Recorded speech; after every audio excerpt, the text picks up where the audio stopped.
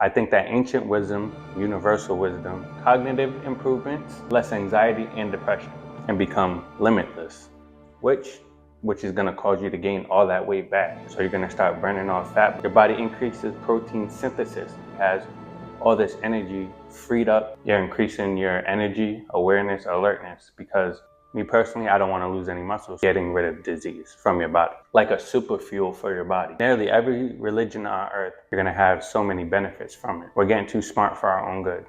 Okay guys, today we got a great one. I'm going to be adding this to my Superhuman series. When I think of fasting, I think of a yogi sitting there meditating, right, with his ribs showing. But what if it's more like the 2011 movie where a man takes a pill and is able to open his brain's potential and become limitless?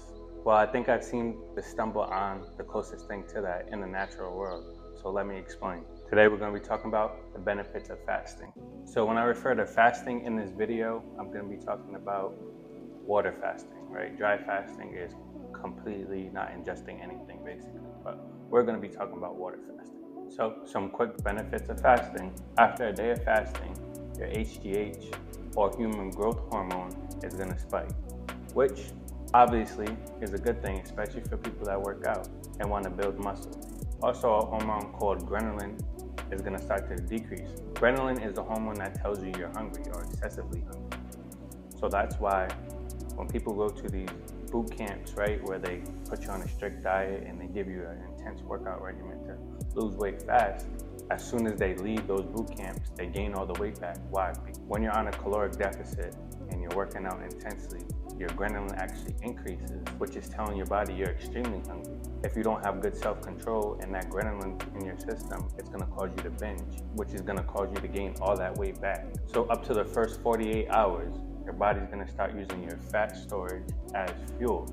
So you're going to start burning off fat, but it kind of peaks off at the 48-hour mark. So if you're fasting, say, to lose body fat, 48 should probably be the cutoff for you, right? But another benefit is losing body fat up to a certain extent if you stay within that time frame.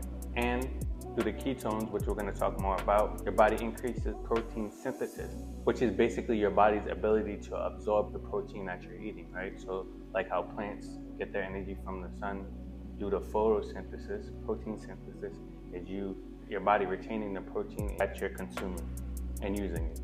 And lastly, for this portion, obviously, your body needs tons of energy to digest meals, right? So if you do whatever window you're fasting and you're not digesting these meals, now your body has all this energy freed up to do other things, right? And amongst those things, now your brain has more energy. So that's going to be our next subject. Okay, brain function. So after about 48 hours, your BDNF or brain drive nootropic factor increases up to 3.5 times. What is that? Well, it's important for brain growth and it's linked to cognitive improvements, less anxiety and depression. So after 8 hours of no food, your body's going to start to use sugar or glucose from your liver to start running on. You do that for so long. So after about 28 hours, you're going to switch up your process and then they're going to start running on ketones, as well as the little bit of glucose that your body's producing naturally that you're not getting. So again, after you deplete your glucose, you start using ketones. So ketone is the best thing for your body to use, right? It has the most energy bang for your buck. So you can look at it like switching from 87 getting gas to 93, right? That's why when you're fasting, you're increasing your energy, awareness, alertness, because instead of running on the calories that you're putting in, you're running on ketones, which is like a super fuel for your body. Running on this fuel is what's referred to as ketosis. Also why the ketogenic diet is popular for people who want to have a certain physique, because you're running on ketones, not the calories that you're putting in. But we can cover that in another video. Moving on. Your blood sugar levels, which is underratedly important, are going to decrease. So what happens during this? So your hunger is going to start to hopefully dissipate around day 3, right? You're going to be pretty hungry the first 2 days, and then day 3, the hunger is kind of just going to go away. Have you ever had the phenomenon where you really got to piss and you know you're not going to be able to piss for a certain amount of times, and then it kind of just goes away completely. Like, you don't have to go anymore. It's kind of like that. You're gonna be hungry, and then after a while, 3 days, you're not gonna be hungry, up to a certain extent.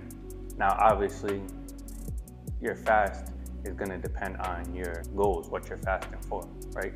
So you might not need to go 3 days. Say you're trying to lose body fat, you might only do 2.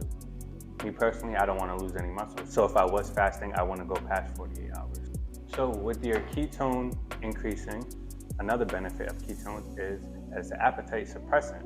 So that's the reason you're gonna not feel as hungry once your ketones fire up and you get into ketosis. Ketosis also helps you from losing muscle as long as you're active. If you're fasting and you're on bed rest, your muscles are probably going to atrophy a little bit quicker. But if you're at least walking and getting your steps in and you're moving around, you shouldn't lose any muscle. So blood sugar, your insulin level is going to drop. When you have high insulin, it actually blocks what's called leptin, which is your body sending the message to your brain that you're full or satiated.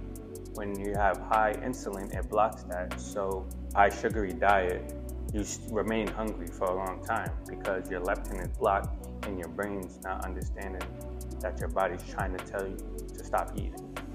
But with that dropping and kind of resetting, you should become more sensitive moving forward to be able to stop eating at an appropriate time. Now, one caveat to this is with the lower insulin level, your kidneys are gonna start making you pee out electrolytes, right?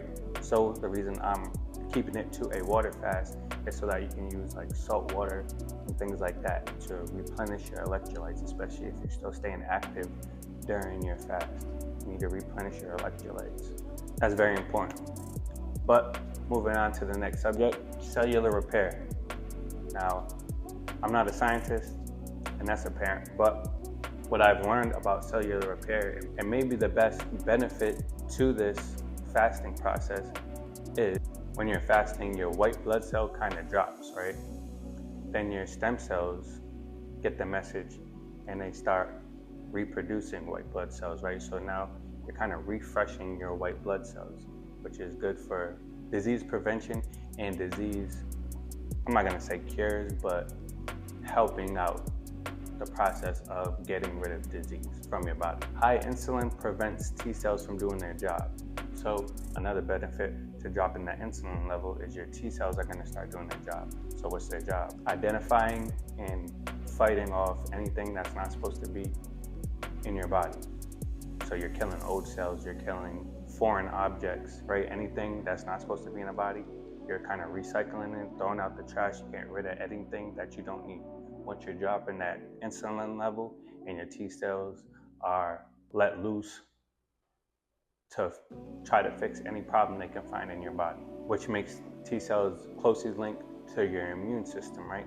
So with more T cells in your body now, fighting off anything that's not supposed to be there, you're less likely to get sick. And with more ketones, that has anti-inflammatory properties, right? So all that inflammation that's making you not feel very well and cause more disease can be fought through ketosis and more T cells.